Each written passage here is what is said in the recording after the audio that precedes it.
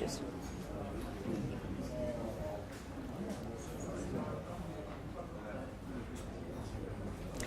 Mesdames, Messieurs, bonjour, bienvenue dans l'autre direct avec un horaire exceptionnel, 10h, parce que nous avons une invitée exceptionnelle, Amel Bent. Merci beaucoup d'être avec nous. Vous venez de Paris, hein, du TGV, il fait un peu froid, c'est pour ça que vous avez abonné. Ah oui, là, je suis complètement malade et enrhumée, j'ai pas supporté. Alors, votre actualité immédiate à Lyon, vous restez là pendant 2 jours, parce que demain soir, vous participez au foot concert au Palais des Sports de Gerland, au profit de l'association Huntington Avenir. Voilà, pour une maladie orpheline. Pourquoi ce choix de cette association que vous êtes depuis 2007, hein, depuis le début, hein? Ouais, j'y suis depuis le début, mais je suis marraine depuis 2010, 3 ans, ouais, je crois. voilà. Et pourquoi ce choix? C'est pas vraiment des choix qu'on fait, hein. C'est juste que je pense que comme tous les artistes, ponctuellement, on se retrouve sur des événements associatifs, etc. Et puis un jour, on croise des gens qui vont juste vous donner envie d'écrire l'histoire avec eux. C'est ce qui s'est passé avec cette association. La présidente Marguerite Garcia est devenue une amie. Et puis voilà, je sais que voilà, c'est plus que... Oui, parce que vous donnez quand même une image. Vous donnez, c'est ça, vous, en encourageant cette association. C'est le but, hein, quand on devient parrain ou marraine d'une association ou d'un programme, etc. C'est mettre la lumière qu'on a sur soi, sur une cause, sur des gens qui sont dans l'ombre.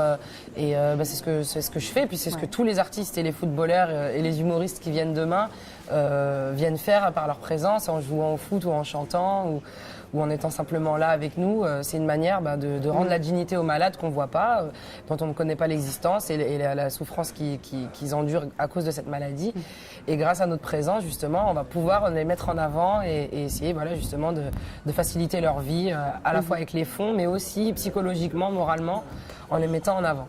D'accord, donc c'est demain, donc au Palais des Sports. C'est demain, voilà, il faut venir. Samedi, il faut venir. Vous pouvez lancer votre message. Vous serez à nouveau à Lyon le 27 novembre prochain. Le 28. Le 28, pardon, novembre prochain au Transborder.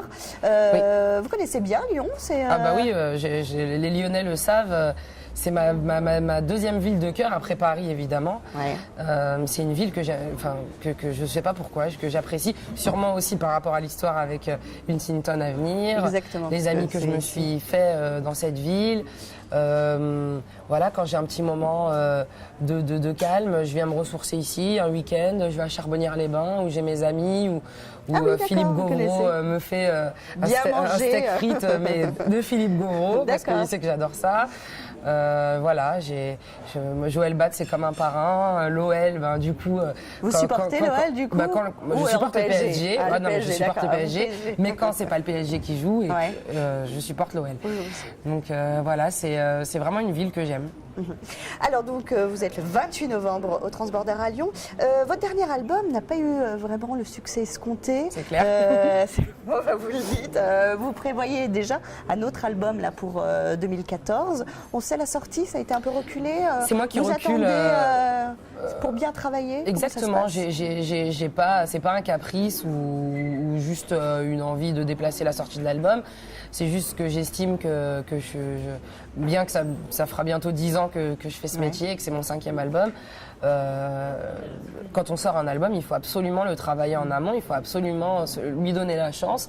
Et j'ai l'impression que voilà, avec du retard par-ci par-là, notamment par rapport à ma participation à la Génération Goldman, volume 2, voilà, où les choses étaient censées se passer différemment, mais on maintenait cette sortie d'album pour moi qui s'est retrouvée un peu... trop tôt, trop tôt, trop dans l'urgence. Moi, je suis contente de venir vous en parler, d'avoir un peu plus de temps pour le faire, et d'autant plus que je pars en tournée, donc c'est des choses que je vais pas pouvoir faire pendant quelques mois.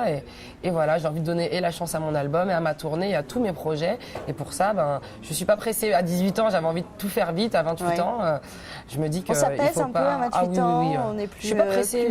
Je sais que je suis pas pressée. Autant je vais à l'essentiel, mais autant je sais quand j'ai besoin d'avoir un petit peu plus de temps. Donc voilà, j'ai fait un mail à toute mon équipe en leur disant c'est pour moi plus logique de repousser la sortie de l'album. Est-ce que ça sera un album engagé comme vous l'avez fait par exemple en 2007 on se souvient de ce single Nouveau France ou Nouveau Français. Nouveau Français. J'ai l'impression de n'avoir jamais été réellement engagée au sens politique du terme, mais plus humaniste peut-être. Voilà, j'aime bien de temps en temps d'écrire les choses autour de moi, ce qui me dépasse, etc. Mais c'est jamais vraiment... c'est jamais vraiment un engagement, en tout cas, qu'on peut reprendre et dont on peut se servir, par exemple. C'est plus voilà, une envie que les choses aillent bien, aillent mieux, et surtout une envie d'être plutôt réaliste avec ce qui se passe autour de moi. Je voulais vous faire réagir sur ce chiffre qui vient d'être dévoilé par un sondage d'Opinionway pour la LICRA, la Ligue contre les discriminations. 68% des Français pensent qu'il est difficile aujourd'hui, actuellement en France, d'être d'origine maghrébine.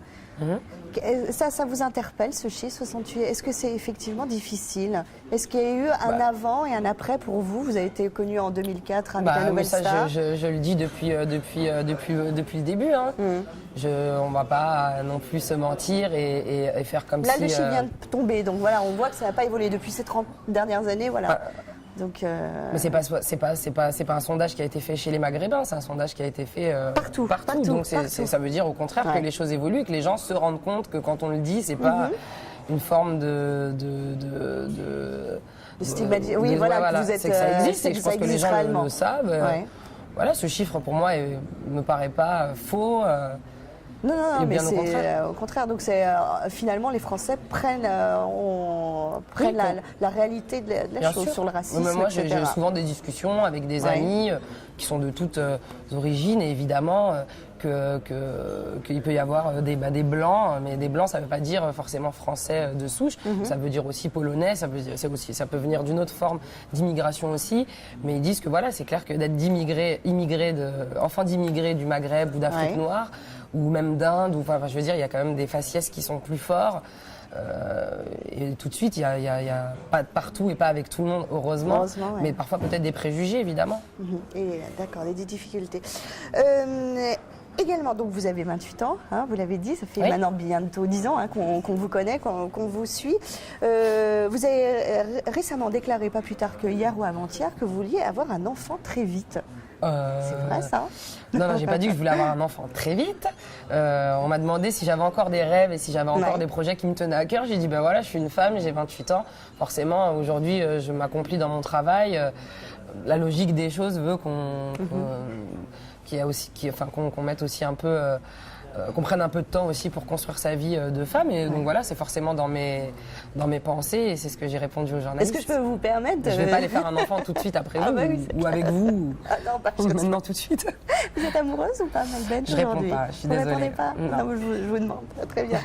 Écoutez, merci beaucoup. Donc vous êtes le 28 novembre au Transborder à Lyon, on le rappelle. Donc là, pas de problème, on peut prendre ses places. On peut également aller vous voir demain soir à Foot Concert, au Palais des Sports. Au Foot Concert, exactement. De Gerland, voilà. Là aussi, il faut avoir beaucoup de monde parce qu'il faut soutenir. C'est pour une belle cause et c'est surtout un spectacle génial. Vraiment. Très bien. Et merci beaucoup à Melben d'avoir été notre invitée. On se retrouve lundi pour l'autre direct.